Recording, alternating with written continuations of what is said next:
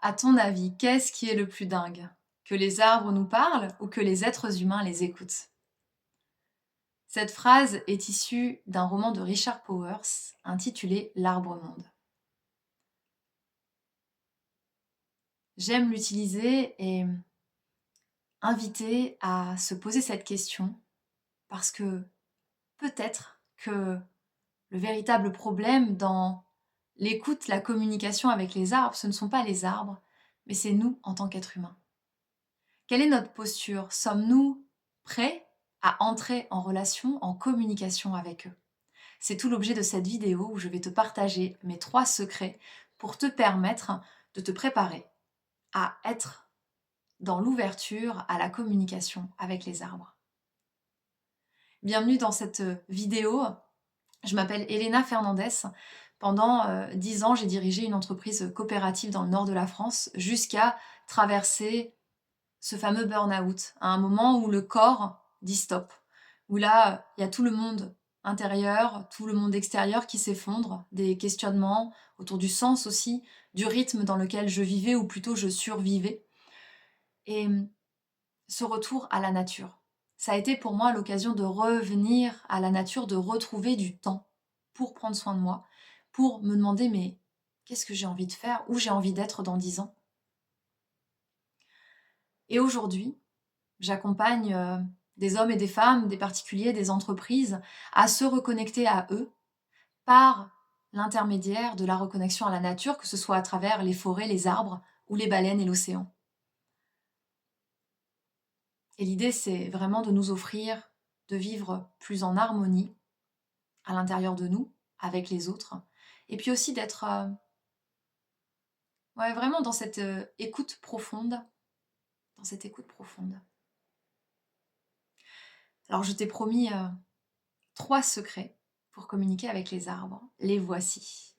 Le premier, être disponible. Eh oui, être disponible. Peut-être as-tu déjà remarqué que lorsque tu discutes avec un collègue, ton conjoint, ton enfant, bah, tu l'entends, mais tu ne l'écoutes pas. Pas vraiment. Il y a une part de toi qui est ailleurs, soit parce que tu es en train de te projeter dans la liste de courses, soit parce que tu réalises que tu as oublié de poser une action ou d'envoyer un email dans ton boulot, ou simplement parce que tu es fatigué en fait et que tu as juste envie de vide, de silence. Peu importe les raisons, on est assez peu souvent disponible vraiment à l'échange avec l'autre. Donc être disponible, c'est le premier secret pour dialoguer avec les arbres. Et dans cette disponibilité, il y a aussi l'invitation derrière à assouplir notre tête et à muscler notre cœur. Assouplir notre tête, c'est avoir peut-être un petit peu moins de remue-ménage là-haut, faire plus silence, ralentir les pensées, et puis revenir à la présence à soi, être là avec l'autre en fait, pas en même temps être en train de penser à demain ou à hier.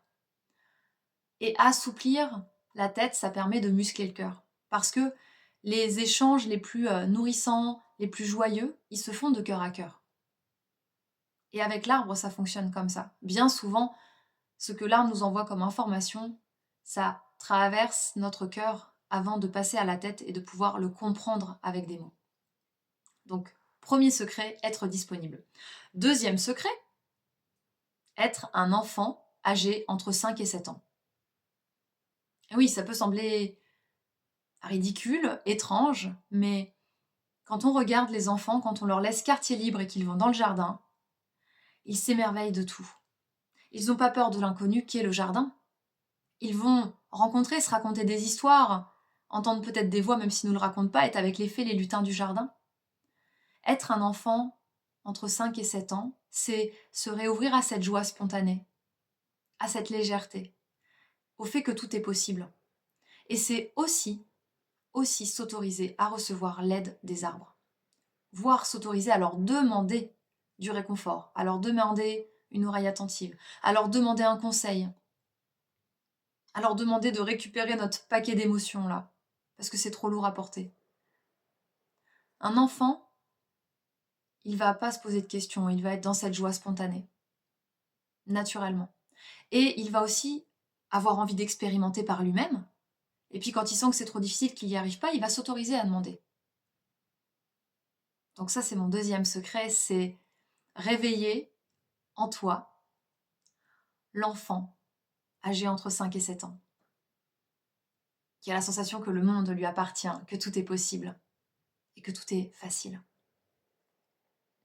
Troisième secret, alors celui-ci, peut-être que tu vas trouver qu'il est évident,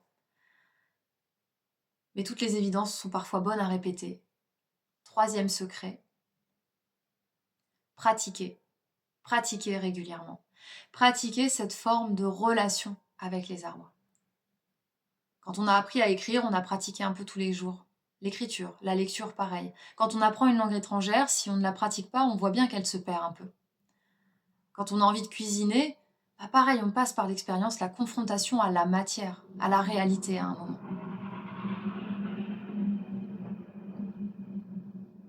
Vraiment s'autoriser à pratiquer. Et à pratiquer dans une simplicité.